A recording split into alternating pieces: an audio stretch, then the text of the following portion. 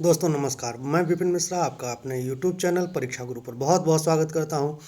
आज बिहार लोक सेवा आयोग के माध्यम से जो हमारी बहुप्रतीक्षित भर्ती थी, जो पहले आ चुकी थी इससे पहले, जिस पे बहुत से लड़कों ने अप्लाई किया था और कुछ एक ने सफलता भी प्राप्त की थी अंतिम रूप से, जो बाल विकास परियोजना पदाधिकारी की, उसकी वैकेंसी आ चुकी है। और इसके लिए जो है सरकार ने देखा जाए तो कुल 55 सीटें जो है निकाली हैं। 55 सीटों में उसके लिए जो है अनारक्षित वर्ग से जो है वो 22 सीटें हैं। इसके साथ ही जो ईडब्ल्यूएस की जब बात करते हैं तो उससे संबंधित 5 सीटें हैं और एससी की 9 सीटें हैं।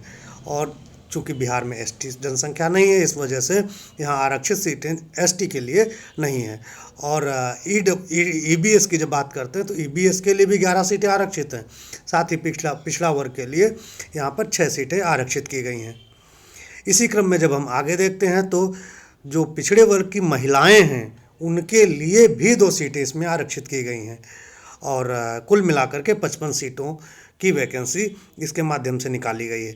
और अब हम देखते हैं कि इसके लिए शैक्षिक योग्यता क्या है। शैक्षिक योग्यता इसमें विशेष रूप से स्नातक की डिग्री को अर्हता माना गया है। और आयु सीमा अगर की बात करते हैं तो आयु सीमा इसमें न्यूनतम 21 वर्ष और अनारक्षित वर्ग में पुरुष की आयु 37 वर्ग अधिकतम मानी गई है। इसी तरीके से आयु सीमा कुछ जैसे एससी है और एसटी, इनके लिए आरक्षित भी है, जो कि 42 ईयर रखी गई है। अब हम बात करते हैं कि इसमें परीक्षा का, तो परीक्षाएं इसमें 2 प्रकार की होंगी। एक होगी प्रारंभिक परीक्षा।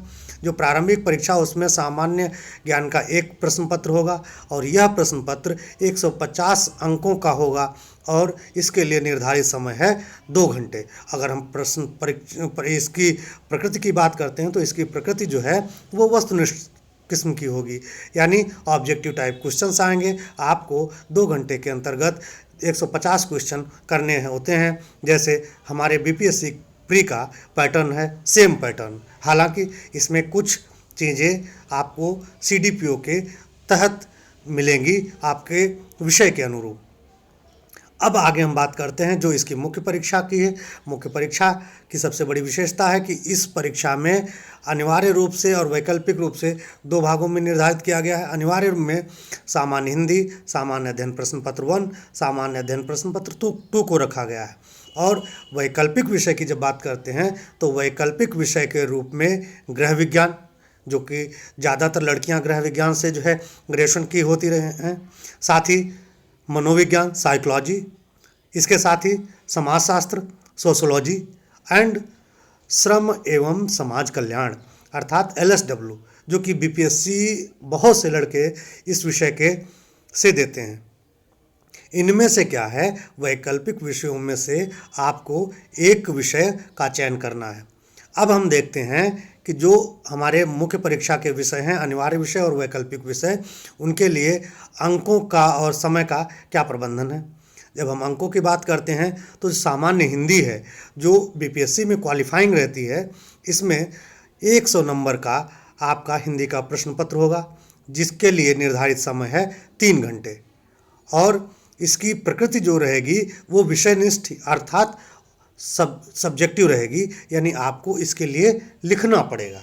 और साथ ही जब सामान्य अध्ययन प्रश्न पत्र 1 की बात करते हैं तो यह प्रश्न पत्र भी 300 अंकों का है और इसके लिए निर्धारित समय है 3 घंटे। जैसे बीपीएससी में जीएस पेपर 1 रहता है, वैसे ही इसका पेपर है, लेकिन इसके जो विषय वस्तु होगी, इसकी विषय वस्तु वह बीपीएससी के समकक्ष नहीं होगी, वह उससे कुछ अलग होगी।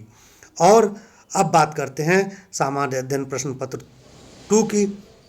यह प्रश्न पत्र भी 300 अंकों का होगा और 3 घंटे का होगा और इसकी भी प्रकृति वस्तुनिष्ठ विषयनिष्ठ होगी, अर्थात सब्जेक्टिव होगी।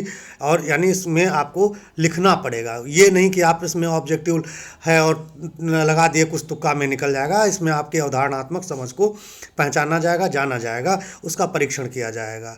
और तो इस प्रकार से अब हम कुल मिलाकर के जो देखते हैं, अनिवार्य विषय इसमें 500 अंकों के हो जाते हैं। 500 अंकों के अनिवार्य विषय। अगर जिनकी इधर पकड़ बहुत अच्छी है वो लोग बहुत अच्छा करने की उनसे उम्मीद की जा सकती है। और अब बात करते हैं जो इसमें मुख्य रूप से है, वो है वैकल्पिक विषय।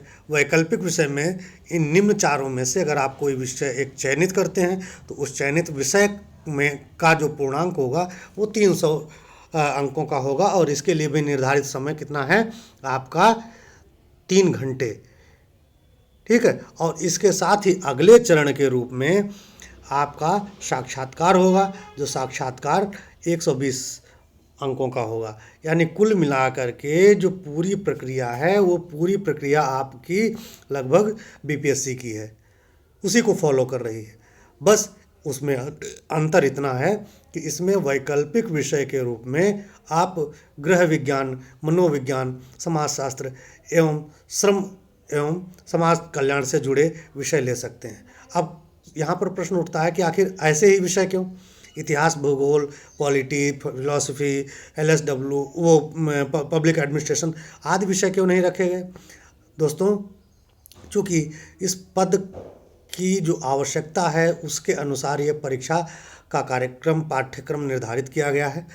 चूँकि इसकी जो आवश्यकता है, इसके जो कार्यक्षेत्र है वो कार्यक्षेत्र मुख्य रूप से समाज, घर, बच्चों आदि से जुड़ा हुआ है। अतः इसमें यह अपेक्षा की गई है कि हमारे जो पदाधिकारी होंगे वह मुख्य रूप से उनको गृह विज्ञान संबंधी, अर्थात जो ऐसे विषय वस्तु, ऐसी समझ है वो होनी चाहिए, या उनकी साइकोलॉजिकल नॉलेज उनको होनी चाहिए, साइकोलॉजिकल समझ होनी चाहिए।